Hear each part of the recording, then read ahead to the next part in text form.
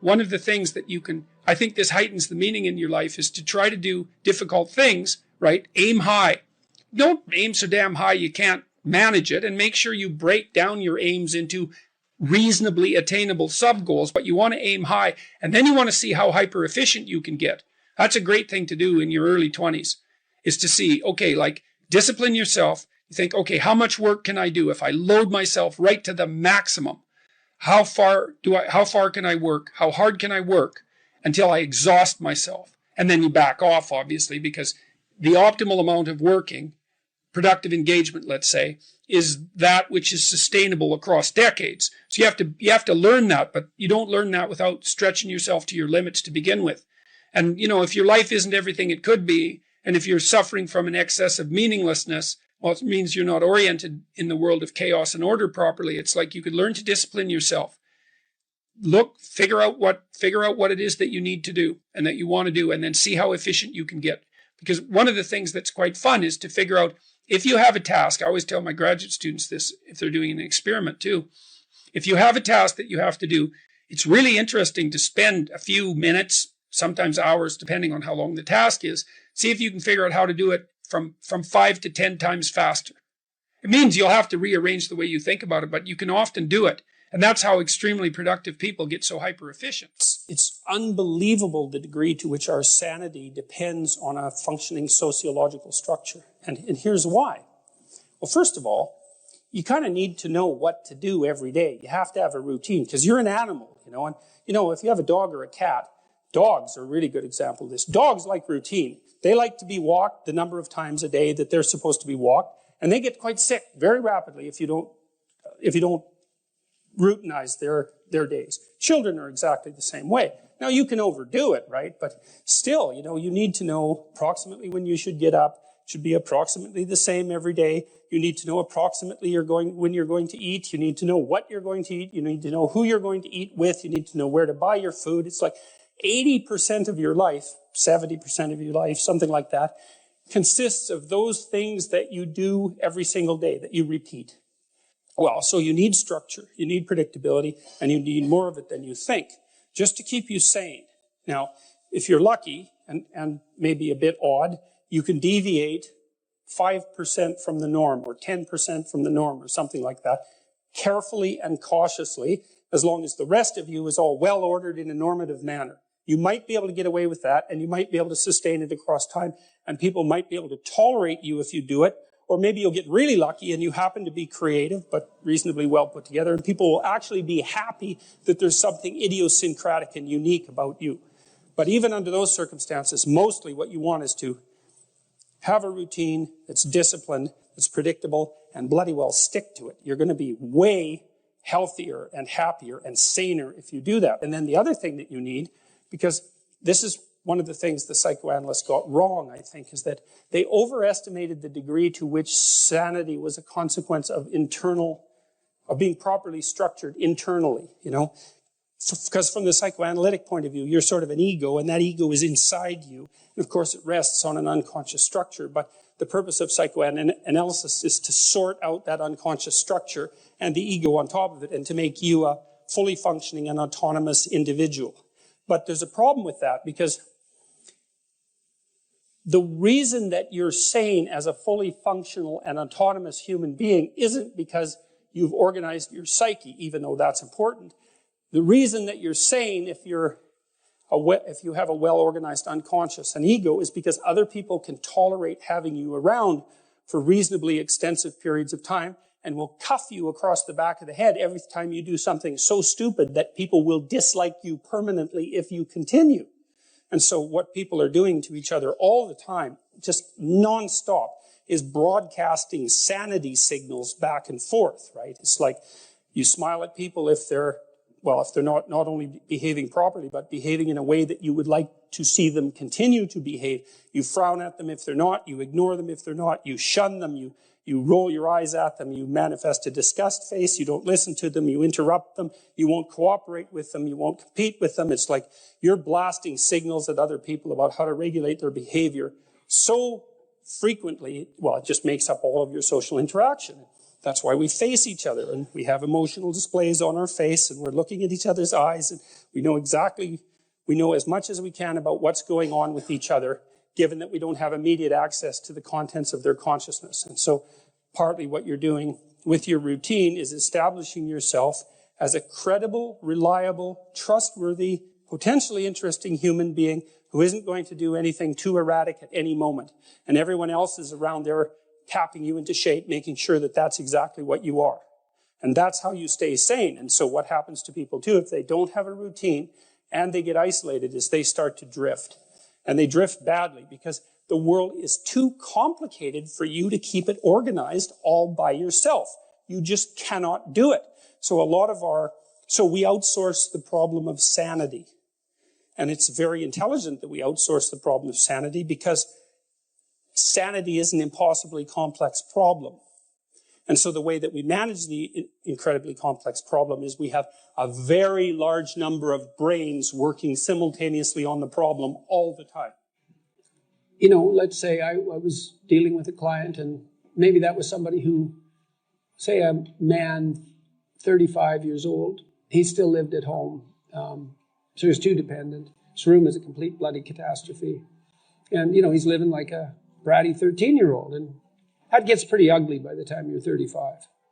And he knew it, and I'm sure his mother knew it, although obviously she put up with it, which was probably her mistake, at least in part. But maybe we decide, well, let's start by cleaning your room.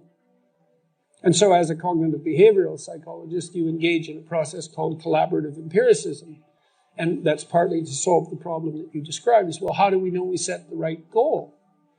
Well, we'd say, well, go try it. And just watch yourself like you don't know who you are, and come back next week and we'll see how you did. And maybe, I remember this one client, he came back and he said, I went and got the vacuum cleaner from the closet, which is something I really never done. And I put that vacuum cleaner in the doorway of my bedroom, crossways, so it blocked the doorway. And then I just walked over it for a whole week.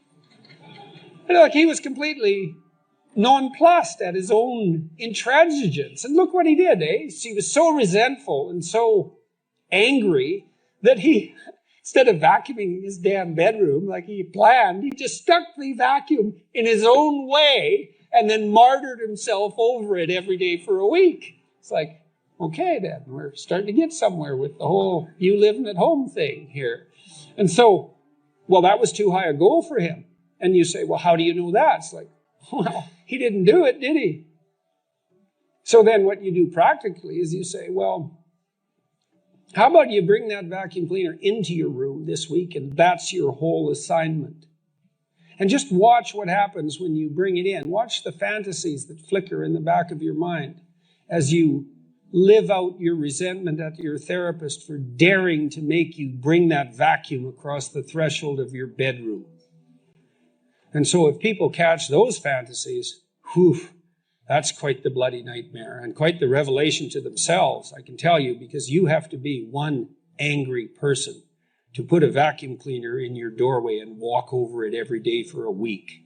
And so then we'd get somewhere. It's like, okay, now we're getting to the bottom of things, but maybe the next week he'd come back, well, with the fantasies at hand and rather shocked as a consequence, but the vacuum cleaner was then in his room. And so he broke the threshold there, and then maybe all he could do was sort out a drawer or half a drawer, something like that. So what you do is, you pick a target that you think is probably reasonable, and you can negotiate that with yourself. You cite a tired brain, foggy thinking, as the reason to stop answering questions or giving a talk. How do you combat this while working or writing daily? Well, I eat a big breakfast relatively soon on waking. That really helps. If any of you out there are anxious, and many of you no doubt are, there'll be a large number of you who are anxious and don't eat breakfast. And there'll be a whole bunch of you out there who think, well, I don't eat breakfast. It isn't necessary. It's like, that's wrong. It's necessary. You fasted all night. If you load yourself cognitively or physiologically in the morning, your brain, stressed, will encourage your body to produce insulin. It will take all the blood sugar out of your blood, and then you're done for the day. And then you'll be anxious. And a lot of the rest of you too, you'll find if you're anxious, try this. It's really, really interesting experiment. The next time you're anxious, go eat something. Eat some protein and fat would be best. You could have cheese and crackers. I'm not a big fan of carbohydrates, but whatever. Eat whatever you're willing to eat, but make it solid. Don't eat a peanut butter, or don't eat a chocolate bar or something sweet. Eat something substantial. A piece of meat, a piece of cheese, some peanut butter, something like that. And then wait 10 minutes and see if you're less anxious. And try that for like 2 weeks. Every time you get anxious, eat something. Because then you can find out if your anxiousness, if your anxiety is linked to low blood sugar. And it's very likely that it is, especially if you also get irritable and foggy in your thinking. And the best way to treat that, as far as I've been able to tell, and there's a decent literature on this, is to make sure that you eat a big breakfast. And you might say, well, I'm not hungry in the morning. It's like, who the hell cares if you're hungry? I didn't say enjoy your breakfast. I said eat it. That's not the same thing.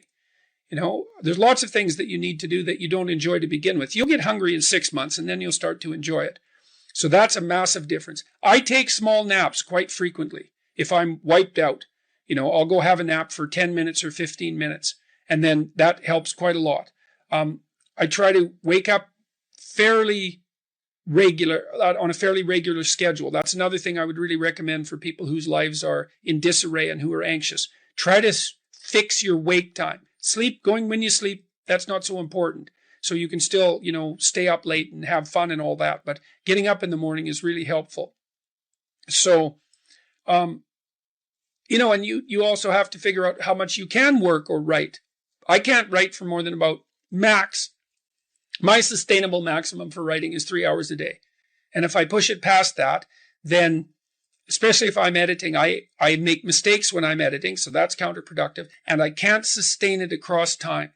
And so I don't really think you can do more than about 3 hours of extremely intense intellectual work a day. Although if you have a nap, you can stretch that, but I think at least I end up paying for it across time. So nap, make sure you eat, and make sure that you get enough sleep. So that's how I combat it and try to make myself hyper efficient.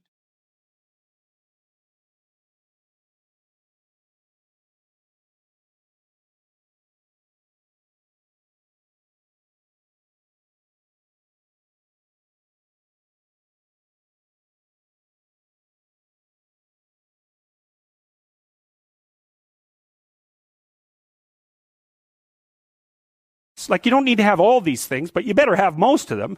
Family, friends, career, educational goals, plans for, time outside of work, attention to your mental and physical health, etc. That's what life is about. And if you don't have any of those things, well, then all you've got left is misery and suffering. So that's a bad deal for you. So once you set up that goal structure, let's say, and that's really in many ways that's what you should be doing at university. That's exactly what you should be doing, is trying to figure out who it is that you're trying to be, right? And you aim at that, and then you use everything you learn as a means of building that person that you want to be. And I really mean want to be. I don't mean should be, even those things are going to overlap. And it's important to distinguish between those, because that's partly, and this is back down to the micro routine analysis. So if I was saying, well, you're going to try to make yourself more industrious. Okay, number one, specify your damn goals, because how are you going to hit something if you don't know what it is? That isn't going to happen.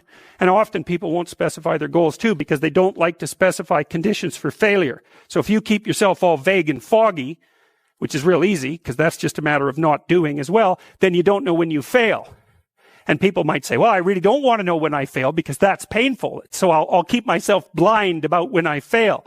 That's fine, except you'll fail all the time then. You just won't know it until you've failed so badly that you're done. And that can easily happen by the time you're 40. So I would recommend that you don't let that happen. So that's willful blindness, right? You could have known, but you chose not to. Okay, so once you get your goal structure set up, you think, okay, if I could have this life, it looks like that might be worth living, despite the fact that it's going to be, anxiety provoking and threatening, and there's going to be some suffering and loss involved and all of that. Obviously, the goal is to have a vision for your life such that, all things considered, that justifies your effort. Okay, so then what do? Well, then you turn down to the micro routines. It's like, okay, well, this is what I'm aiming for. How does that instantiate itself day to day, week to week, month to month? And that's where something like a schedule can be unbelievably useful. Google Calendar. It's like, make a damn schedule and stick to it. Okay, so what's the rule with the schedule? It's not a bloody prison. That's the first thing that people do wrong. They say, well, I don't like to follow a schedule. Well, it's like, well, what kind of schedule are you setting up? Well, I have to do this, then I have to do this, then I have to do this, and then I just go play video games, because who wants to do all these things that I have to do? It's like, wrong. Set the damn schedule up so that you have the day you want. That's the trick. It's like, okay, I've got tomorrow. If I was going to set it up so it was the best possible day I could have, practically speaking, what would it look like? Well, then you schedule that. And obviously there's a bit of responsibility that's going to go along with that, because if you have any sense, one of the things that you're going to insist upon is that at the end of the day, you're not in worse shape than you were than at the beginning of the day, right? Because that's a stupid day. If you have a bunch of those in a row, you just dig yourself a hole and then you bury yourself in it. It's like, sorry, that's just not a good strategy. It's a bad strategy. So maybe 20% of your day has to be responsibility and obligation, or maybe it's more than that, depending on how far behind you are. But even that, you can ask yourself, okay, well, I've got these responsibilities. I have to schedule the damn things in. What's the right ratio of responsibility to reward? And you can ask yourself that, just like you'd negotiate with someone who is working for you. It's like, okay, you got to work tomorrow. Okay, so I want you to work tomorrow. And you might say, okay, well, what are you going to do for me that makes it likely that I'll work for you? Well, you could ask yourself that, So maybe you do an hour of responsibility and then you play a video game for 15 minutes. I don't know, whatever turns your crank, man. But, you have to negotiate with yourself and not tyrannize yourself. Like you're negotiating with someone that you care for, that you would like to be productive and have a good life. And that's how you make the schedule. It's like, and then you look at the day and you think, well, if I had that day, that'd be good. Great. And you're useless and horrible, so you'll probably only hit it with about 70% accuracy, but that beats the hell out of 0, right? And if you hit it even with 50% accuracy, another rule is, well, aim for 51% the next week, or 50.5% for God's sake, or because you're going to hit that position where things start to loop back positively and spiral you upward. And so that's one way that you can work on your conscientiousness, is plan a life you'd like to have. And you do that partly by referring to social norms. That's more or less rescuing your father from the belly of the whale. But the other way you do that is by having a little conversation with yourself about, as if you don't really know who you are, because you know what you're like. You won't do what you're told. You won't do what you tell yourself to do. You must have noticed that. It's like you're a bad employee and a worse boss. And both of those work, for you. You don't know what you want to do, and then when you tell yourself what to do, you don't do it anyways. You should fire yourself and find someone else to beat. But my point is that you have to understand that you're not your own servant, so to speak. You're someone that you have to negotiate with, and you're someone that you want to present the opportunity of having a good life to. And that's hard for people because they don't like themselves very much. So, they're always like cracking the whip and then procrastinating, and cracking the whip and then procrastinating. And it's like, God, it's so boring and it's such a pathetic way of spending your time. And you know what that's like, because you probably waste like 6 hours a day. And I think we did an economic calculation about that a while back, right? Your time's probably worth $50 an hour, something like that. I mean, you're not getting paid that now, but you're young. And so this is investment time. And what you do now is going to multiply its effects in the future. So let's say it's $50 an hour, which is perfectly reasonable. So if you waste 6 hours a day, and you are, then you're wasting about $2,000 a week, or about $100,000 a year. So go ahead, but that's what it's costing you every hour. And you need to know what your damn time is worth. So let's say it's not $50, it's 30, whatever. Maybe it's 100. It's somewhere in that range. One of the things you should be asking yourself is, when you spend an hour, was that, well, would have I paid someone $50 to have had that hour? And if the answer is no, it's like, well, maybe you should do something else with your time. And it depends on whether or not you think that your time's worthwhile. But the funny thing about not assuming that is, if you assume your time isn't worthwhile, what happens is you don't just sit around sort of randomly in a state of responsibilityless bliss. What you do is you suffer existentially.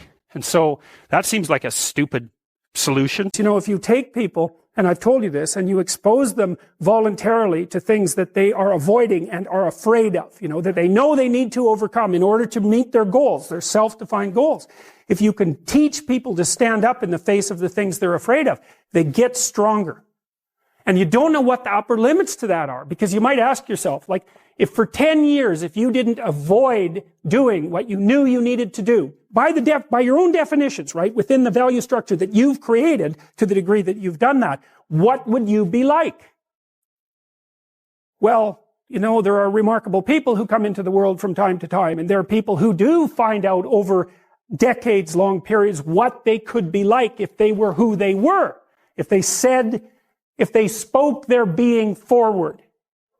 And they get stronger and stronger and stronger, and we don't know the limits to that. We do not know the limits to that. And so you could say, well, in part, perhaps the reason that you're suffering unbearably can be left at your feet, because you're not everything you could be, and you know it. And of course, that's a terrible thing to admit, and it's a terrible thing to consider, but there's real promise in it, right? Because it means that perhaps there's another way that you could look at the world and another way that you could act in the world. So what it would reflect back to you would be much better than what it reflects back to you now. And then the second part of that is, well, imagine that many people did that, because we've done a lot as human beings. We've done a lot of remarkable things. And I've told you already, I think before, that today, for example, about 250,000 people will be lifted out of abject poverty, and about 300,000 people attached to the electrical power grid. We're lifting people out of poverty collectively at a faster rate that's ever occurred in the history of humankind by a huge margin. And that's been going on unbelievably quickly since the year 2000. The UN had planned to have poverty between 2000 and 2015, and it was accomplished by 2013. So there's inequality developing in many places, and you hear lots of political agitation about that. But overall, the tide is lifting everyone up, and that's a great thing. And we have no idea how fast we could multiply that if people got their act together and really aimed at it. Because, my experience is with people that we're probably running at about 51% of our capacity. You can think about this yourselves. I often ask undergraduates how many hours a day you waste, or how many hours a week you waste. And the classic answer is something like 4 to 6 hours a day. Inefficient studying, watching things on YouTube that not only do you not want to watch, that you don't even care about, that make you feel horrible about watching after you're done. That's probably 4 hours right there. You think, well, that's 25 hours a week. It's 100 hours a month. That's 2.5 full work weeks. It's half a year of work weeks per year. And if your time is worth $20 an hour, which is a radical underestimate, it's probably more like 50 if you think about it in terms of deferred wages. If you're wasting 20 hours a week, you're wasting $50,000 a year. And you are doing that right now. And it's because you're young, wasting $50,000 a year is a way bigger catastrophe than it would be for me to waste it, because I'm not going to last nearly as long. And so if your life isn't everything it could be, you could ask yourself, well, what would happen if you just stopped wasting the opportunities that are in front of you? You'd be, who knows how much more efficient? 10 times more efficient. 20 times more efficient. That's the Pareto distribution. You have no idea how efficient people get. It's off the charts. Well, and if we all got our act together collectively and stopped making things worse, because that's another thing people do all the time. Not only do they not do what they should to make things better, they actively attempt to make things worse because they're spiteful or resentful or arrogant or deceitful or homicidal or genocidal, or all of those things all bundled together in an absolutely pathological package. If people stopped really, really trying just to make things worse, we have no idea how much better they would get just because of that. So there's this weird dynamic that's part of the existential system of ideas between human vulnerability, social judgment, both of which are major causes of suffering, and the failure of individuals to adopt the responsibility that they know they should adopt. And that's the thing that's interesting too, is that, and like another thing I've often asked my undergraduate classes is, there's this idea that people have a conscience. And you know what the conscience is. It's this feeling or voice you have in your head just before you do something that you know is stupid, telling you that probably you shouldn't do that stupid thing. You don't have to listen to it, strangely enough. But you go ahead and do it anyways, and then, of course, exactly what the conscience told you was going to happen inevitably happens, so that you feel even stupider about it than you would if it happened by accident. Because you know, I knew this was going to happen, I got a warning it was going to happen, and I went and did it anyways. And the funny thing, too, is that that conscience operates within people, and we really don't understand what the hell that is. So you might say, well, what would happen if you abided by your conscience for 5 years or for 10 years? What sort of position might you be in? What sort of family might you have? What sort of relationship might you be able to forge? And you can be bloody sure that a relationship that's forged on the basis of who you actually are is going to be a lot stronger and more welcome than one that's forged on the basis of who you aren't. Now, of course, that means that the person you're with has to deal with the full force of you in all your ability and your catastrophe. And that's a very, very difficult thing to negotiate. But if you do negotiate it, well, at least you have something, you have somewhere solid to stand, and you have somewhere to live. You have a real life.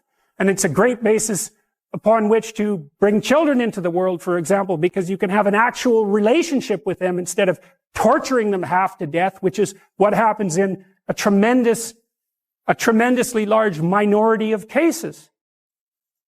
Well, it's more than that too, because, and this is what I'll close with, and this is why I wanted to introduce Solzhenitsyn's writings to you. You see, because it isn't merely that your fate depends on whether or not you get your act together and to what degree you decide that you're going to live out your own genuine being. It isn't only your fate.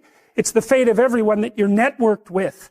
And so, you think, well, there's 7 billion people in the world. We're going to peak at about 9 billion, by the way, and then it'll decline rapidly. But 7 billion people in the world, and who are you? You're just one little dust mote among that 7 billion. And so it really doesn't matter what you do or don't do, but that's simply not the case. It's the wrong model, because you're at the center of a network. You're a node in a network. Of course, that's even more true now that we have social media. You'll know 1,000 people, at least over the course of your life. And they'll know 1,000 people each. And that puts you one person away from 1 million and 2 persons away from 1 billion. And so that's how you're connected. And the things you do, they're like dropping a stone in a pond. The ripples move outward and they affect things in ways that you can't fully comprehend. And it means that the things that you do and that you don't do are far more important than you think. And so if you act that way, of course, the terror of realizing that is that it actually starts to matter what you do. And you might say, well, that's better than living a meaningless existence. It's better for it to matter. But I mean, if you really asked yourself, would you be so sure if you had the choice? I can live with no responsibility whatsoever. The price I pay is that nothing matters. Or I can reverse it and everything matters. But I have to take the responsibility that's associated with that. It's not so obvious to me that people would take the meaningful path. When you say, well, nihilists suffer dreadfully because there's no meaning in their life and they still suffer. Yeah, but the advantage is they have no responsibility. So that's the payoff, and I actually think that's the motivation. Say, well, I can't help being nihilistic. All my belief systems have collapsed. It's like, yeah, maybe. Maybe you've just allowed them to collapse because it's a hell of a lot easier than acting them out. And the price you pay is some meaningless suffering, but you can always whine about that and people will feel sorry for you, and you have the option of taking the pathway of the martyr, so that's a pretty good deal, all things considered, especially when the alternative is to bear your burden properly and to live forthrightly in the world. Well, what Solzhenitsyn figured out, and so many people in the 20th century, it's not just him, even though he's the best example, is that if you live a pathological life, you pathologize your society. And if enough people do that, then it's hell. Really. Really. And you can read the Gulag Archipelago if you have the fortitude to do that, and you'll see exactly what hell is like. And then you can decide if that's a place you'd like to visit, or even more importantly, if it's a place you'd like to visit and take all your family and friends. Because that's what happened in the 20th century. How to think about motivation? We'll think about it from the hypothalamic perspective. So we could say one thing that motivation does is set goals. And we could say that emotions track progress towards goals. And I'm going to use that schema, even though it's not exactly right. So you say, well, motivation determines where you're going to aim. So if you're hungry, you're going to aim at something to eat. And then that will organize your perceptions so that you zero out everything that isn't relevant to that task. which is almost everything. You concentrate on those few things that are going to facilitate your movement forward. When you encounter those things, that produces positive emotion. As you move through the world towards your goal, and you see that things are laying themselves out that facilitate your movement forward, those things cause positive emotion. And if you encounter anything that gets in the way, then that produces negative emotion. And it can be like threat, because you're not supposed to encounter something that gets in the way. It can be anger, so that you move it away. It can be frustration, disappointment, grief. Those would, if you had a response that serious to an obstacle, it would probably punish the little motivated frame right out of existence. So you walk downstairs and, I don't know, the contracting company has set a wrecking ball through your kitchen. It's like, that's going to be disappointing. You're not going to keep eating the peanut butter sandwich in the rubble. That little frame is going to get punished out of existence, and some new goal is going to pop up in its stead.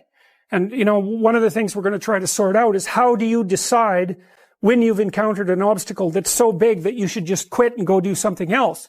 Because that's not obvious.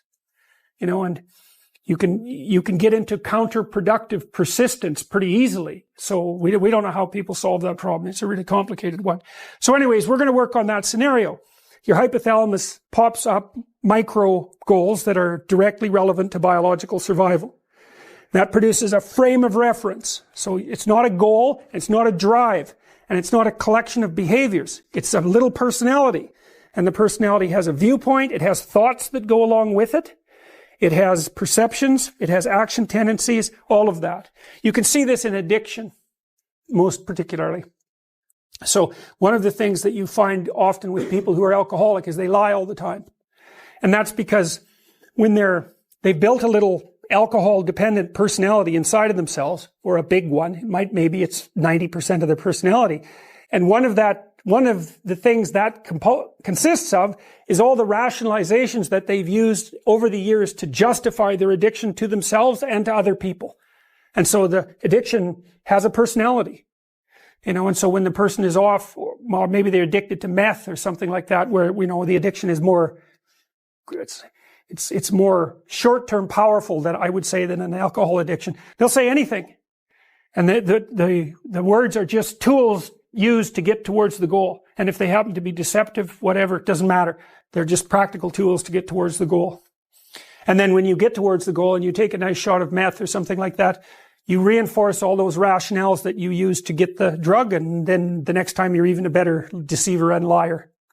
So we're going to say motivations, one way of thinking about it is they set goals, but it's not the right way of thinking about it. They produce a whole framework of interpretation. And so we're going to think about that framework of interpretation. And then emotions emerge inside of that. So that's it. So the world is framed. Motivation set goals. You could say the world has to be framed. So motivation sets that frame. Goals, emotions, perceptions, and actions. And then actions track progress. So positive emotion says you're moving forward properly towards your goal. And if you encounter something you don't expect, you stop. That's anxiety. It's like, oh, we're not where we thought we were. And so we don't know what to do. So we should stop because we don't know where we are or what we're doing. Stop, frozen. And then the more powerful negative emotions like pain, they might make you get out of there. So emotions, forward, stop, reverse. That's your emotions within that motivated frame. So, and that's another example of how your mind is embedded in your body. Your emotions are like they're offshoots of action tendencies. That's the right way to think about it, because action is everything fundamentally. So what are some basic motivations? Most of these are regulated by the hypothalamus, by the way, and that tells you just how important a control system it is. The other thing that's useful to know about the hypothalamus is that it has projections going up from it that are like tree trunks, and inhibitory projections coming down that are like grapevines. So you can kind of control your hypothalamus as long as it's not on too much. But if it's on in any serious way, it's like it wins. So partly what you do to stop yourself from falling under the dominion of your hypothalamus is to never ever be anywhere where its action is necessary. Right? You don't want to go into a biker bar because you might find yourself in a situation where panicked defensive aggression is immediately necessary. You probably don't want that. You don't want the panic. You don't want the terror. You don't want the frenzied fight. You don't want any of that. You don't want to have to run away in absolute panic. So you just don't go there. And a huge part of how we regulate our emotions is just by never going anywhere where we have to experience them.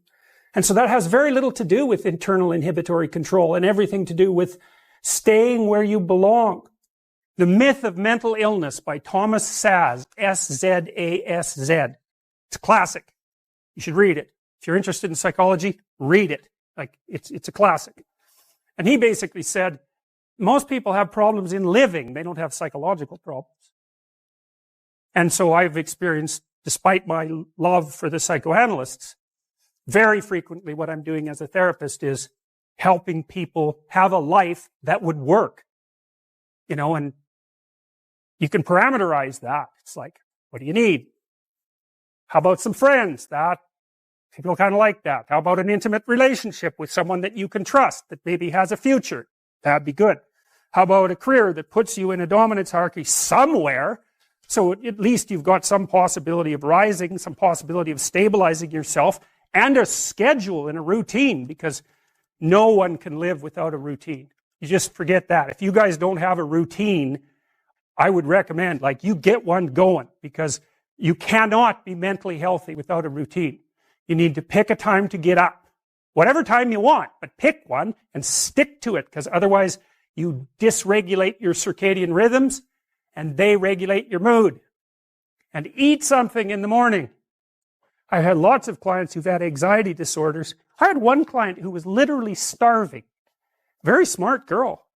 There's very little that she liked. She kind of tried to subsist on like half a cup of rice a day. She came to me and said, I have no energy. I come home, all I want to do is watch the same movie over and over. What, like, is that weird? And I thought, well, it depends on how hard you work. You know, it's a little weird, but whatever. It's familiar. You're looking for comfort. So I did an analysis of her diet. It's like 3/4 of a cup of rice. It's like, you're starving. Eat something. You know, you'll feel better. So she modified her diet and all her anxiety went away and she had some energy. It's like, yeah, you got to eat. So a schedule, that's a good thing, man. Your brain will thank you for it. It will stabilize your nervous system. With a bit of a plan, that's a good thing. You need a career. You need something productive to do with your time. You need to regulate your use of drugs and alcohol, most particularly alcohol, because that does in a lot of people. You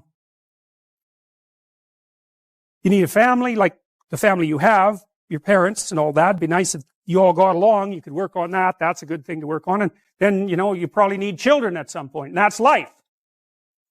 That's what life is. And if you're missing, you know, you may have a good reason to not be operating on one of those dimensions. It's not mandatory.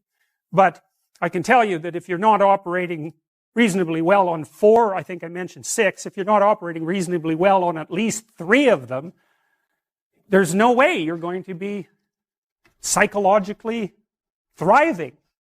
And that's more pragmatic in some sense than psychological, right? Human beings have a nature. There's things we need. And if we have them, well, that's good. And if we don't have them, well, then we feel the lack.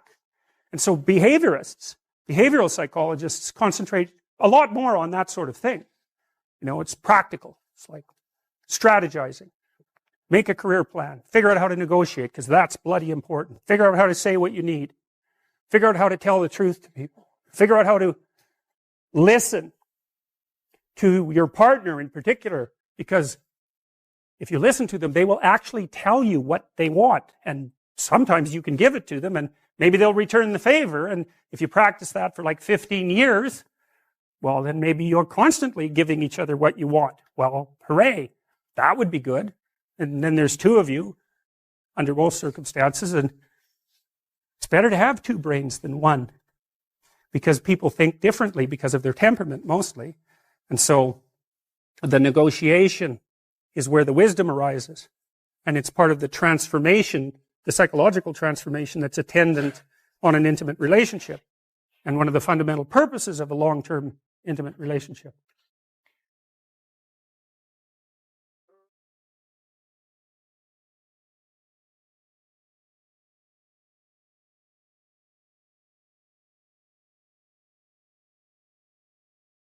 It doesn't matter what your personal circumstances are.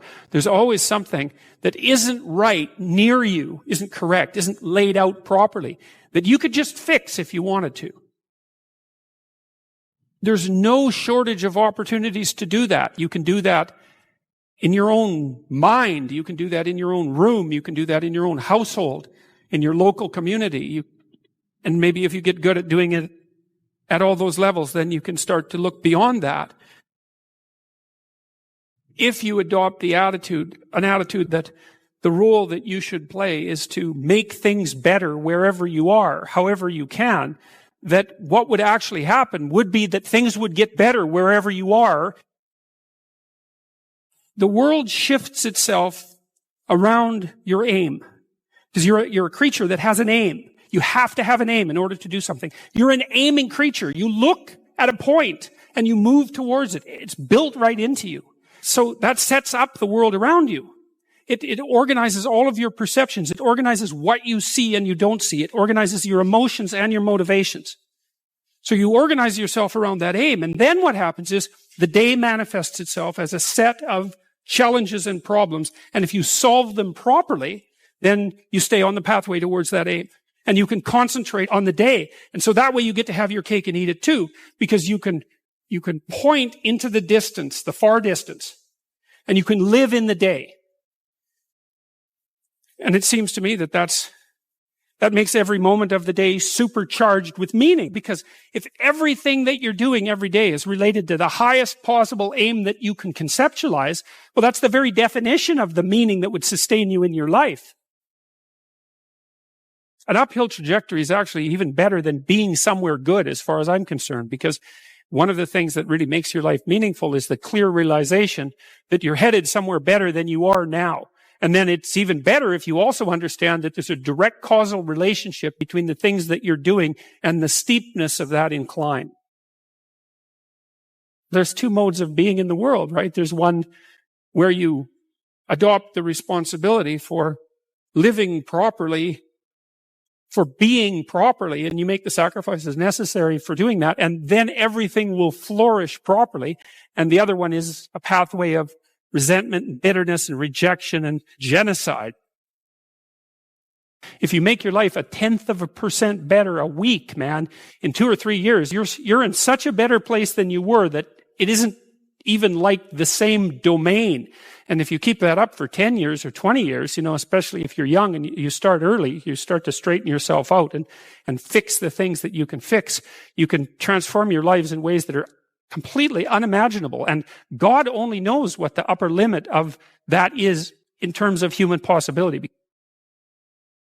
What you're actually made of, what you're made of is what you encounter when you voluntarily encounter the unknown. And so the more you voluntarily encounter the unknown, the more you get made of. And the more you get made of, the more there is to you. And then the more you're good at encountering the unknown and restructuring order and calling forth proper order out of the potential of being. And God, you got to think, why wouldn't you do that since you can do that? The fact that you're fragile is actually a precondition for your heroism, because if you weren't fragile, then there'd be nothing heroic about doing something difficult, right? Because if you couldn't be hurt or damaged or defeated or end up in failure, then where's the moral courage in the endeavor? It has to be that the fragility is built into the courage. People denigrate the opportunities that are right in front of them. And there's no reason to do that, because what's right in front of you is the majesty of being. That's what's right in front of you. It's inexhaustibly complex and full of potential. And there's no reason to assume that wherever you happen to be isn't as good a starting place as anywhere else. Well, I know some people have terrible, terrible lives. They're in situations that are absolutely unbearable. But I also do know that even situations like that can be made a hell of a lot worse by the worst kind of attitude. That's for sure. What I learned to do, I think, was to stop saying things that made me weak. I mean, I'm still trying to do that, because I'm always feeling when I talk whether or not the words that I'm saying are either making me align or making me come apart.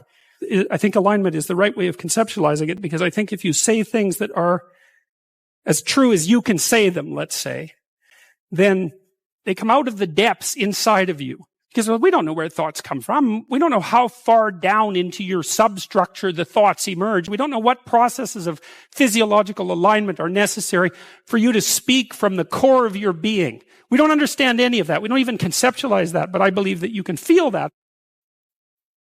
I decided that I would start practicing not saying things that would make me weak.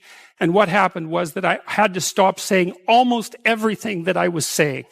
I would say 95% of it. It's a hell of a shock to wake up and realize that, and you might think, well, do you really want all of that to burn off? It's like, well, there's nothing left but a little husk, 5% of you. It's like, well, if that 5% is solid, then maybe that's exactly what you want to have happen.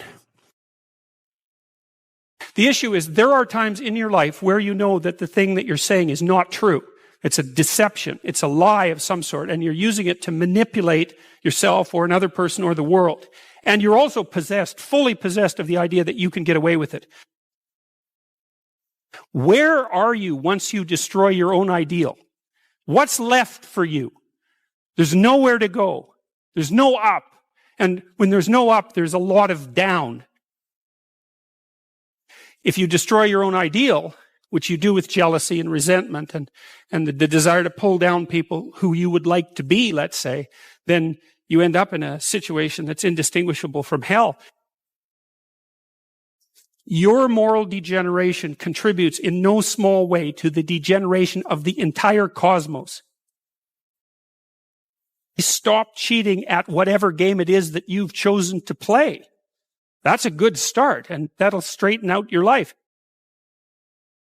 Just exactly what are your motives? If you're not doing something important with your life, maybe you're prone to cause trouble just because you don't have anything better to do. Because at least trouble is more interesting than boring. And so if you're not doing something, if you're not pushing yourself to the limits of your capacity, then you have plenty of leftover willpower, energy, and resources to devote to causing interesting trouble.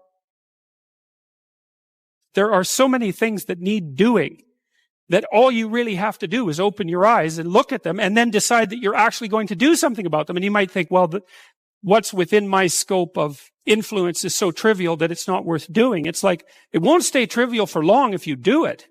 Not at all. And I don't think it's trivial to begin with. I really don't believe that anything done right is trivial. And my experience in my life has been that anything I actually did paid off. It didn't pay off necessarily in the way that I expected it to pay off. That's a whole different story. But if it was genuine commitment to do something, even if it went sideways and the outcome was really something other than what I expected, the net consequence over time was nothing but good. So every new frontier that can be conquered is an advance forward, and there's no shortage of frontier because we're surrounded by the unknown. We're surrounded by our own ignorance, and that's the secret to proper being. If you're interested in life, if you're interested in proper being, and you're disinclined to produce any more suffering than necessary, then you want to know how to conduct yourself when the catastrophe comes so that you have a reasonable possibility of moving through it. If you dare to do the most difficult thing that you can conceptualize, your life will work out better than it will if you do anything else. Well, how are you going to find out if that's true? Well, it's a Kierkegaardian leap of faith. There's no way you're going to find out whether or not that's true unless you do it.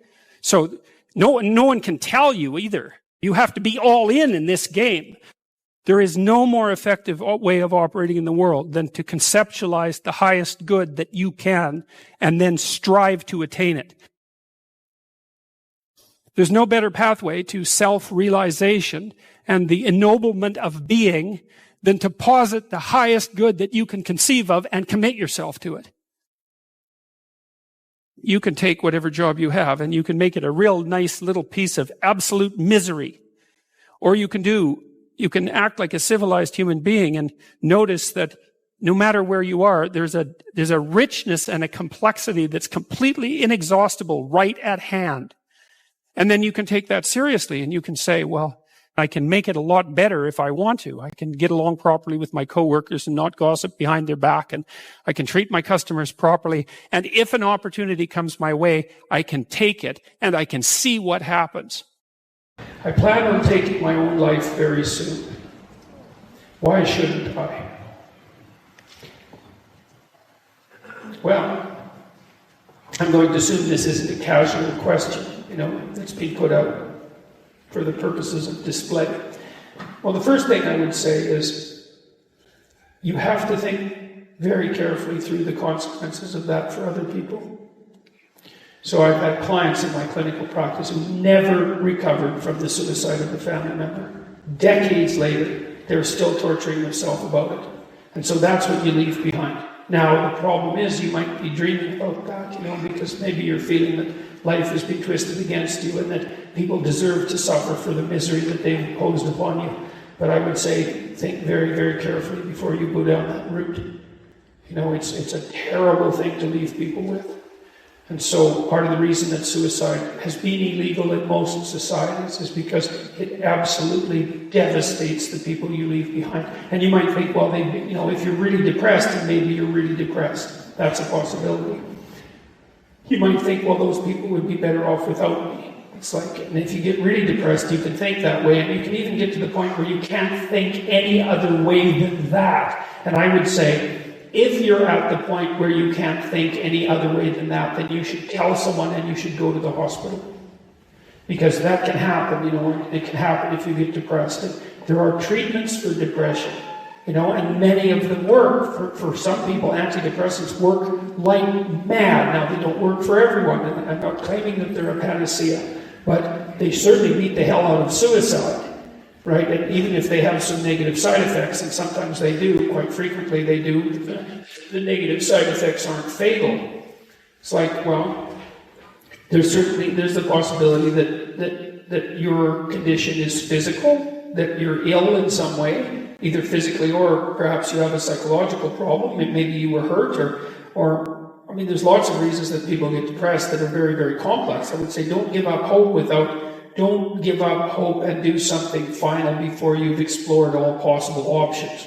And if you haven't talked to a psychologist, you haven't talked to a psychiatrist, you haven't tried antidepressants, you haven't revealed to your family or people that care for you that this is how you're feeling, then you owe it to yourself and them to explore every possible avenue before you take such a step.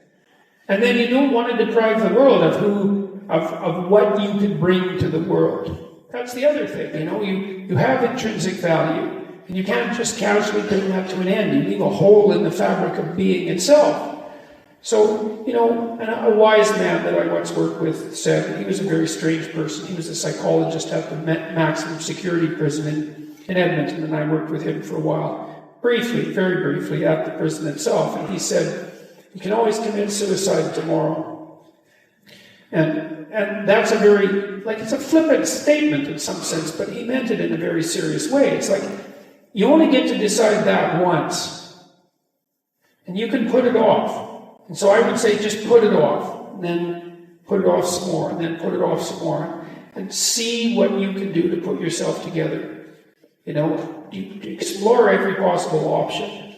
And if you're so hopeless that you have a suicidal plan, which is a real sign of danger, if you really know how you would do it and you've thought it out, then I would say, tell someone for God's sake, tell them, or go to a hospital and tell them.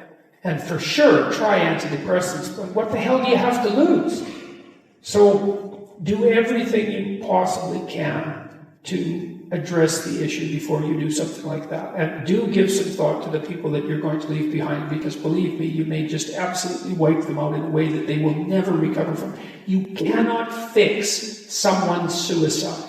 You're stuck with it. And you think you torture yourself for the rest of your life. If I would have only known, if I would have only said something different. This particular client talked to her relative, a sibling, who committed suicide, like 20 minutes before he committed suicide, probably after he took the pills. And she was kind of preoccupied because you don't know that the person at the other end is at the end of their tether. And she never forgave herself for not responding properly in that last phone call. That's a hell of a thing to leave someone with. So I would say, and the final thing I would say is, don't be so sure that your life is yours to take. You don't own yourself the way that you own an object. You have a moral obligation to yourself as a locus of divine value, let's say. You can't treat that casually. It's wrong. So those are the reasons. Explore everything you can explore to put yourself back on your feet. All the things. There's all sorts of treatments for depression. Don't leave the people around you with that to suffer from for the rest of their lives. Don't underestimate your value in the world. And don't underestimate the fact that suicide is wrong. And so those are 4 reasons why you shouldn't end your life soon, or at all, for that matter. So.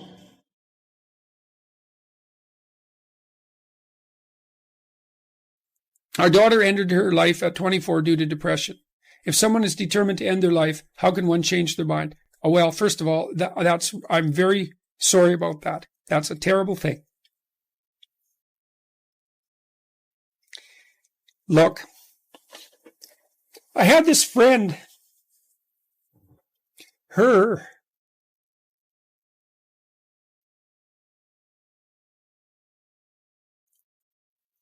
sorry. There's been a lot of depression in our family, so it's a question that cuts close to the bone. Anyways, I had this friend, a friend of my parents, and her granddaughter committed suicide, She was just beating herself up about that. What could have I done? What could have I done differently? This is the problem with suicide. It leaves everybody behind thinking, oh my God, what could have I done? I could have treated the person better. I could have listened. I could have been there.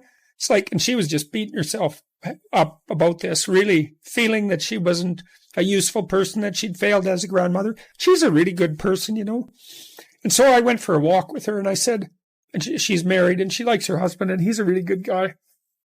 And I said, look, you're blaming yourself for your granddaughter's suicide. It's like, are you blaming your husband? Are you sitting him down and telling him what a useless bastard he was as a grandfather because his granddaughter committed suicide and how he failed completely? She said, no, I'd never do that. So I said, well,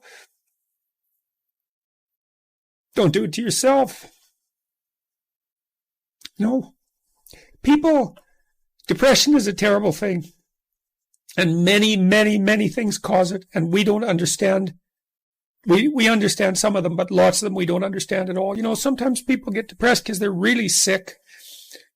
We know that depression can be an inflammatory disease. It might be associated with autoimmune dysfunction. There's lots of reasons that people get depressed, and depressed people can go places that are so dark you just cannot imagine it.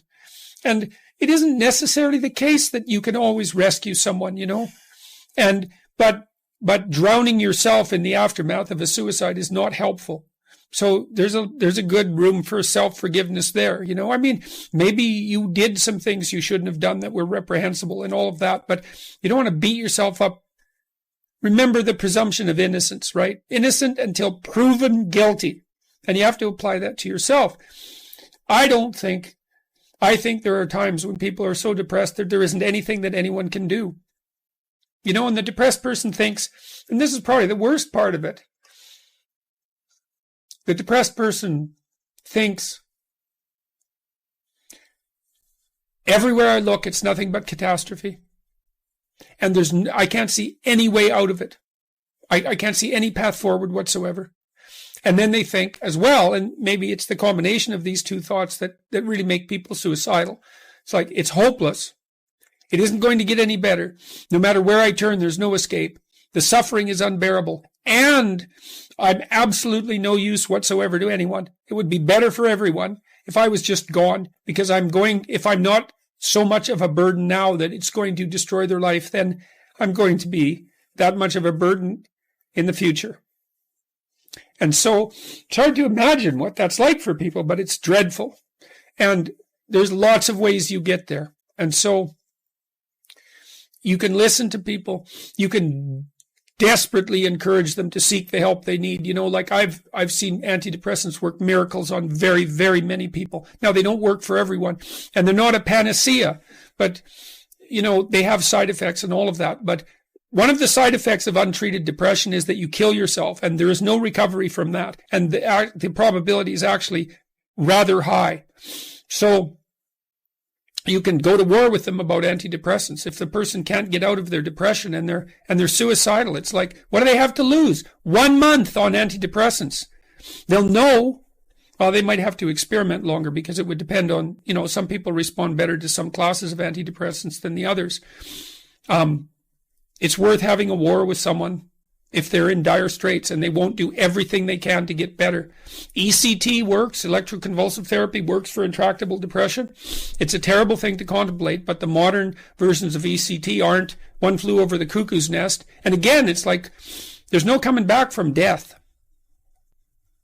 So, look, it isn't clear. You can't rescue everyone. People get sick and they die. And sometimes the way they die looks like it's depression. Depression is a multifaceted phenomena. You can be there for them. You can listen. You can watch. You can intervene. You can try to understand. You can hold them accountable. You can do all of those things. But everyone has their own destiny, and you're not omnipotent. And so sometimes a catastrophe occurs, like your daughter's. And then you should try to drag the least amount of misery forward that you can once you recover from your grief.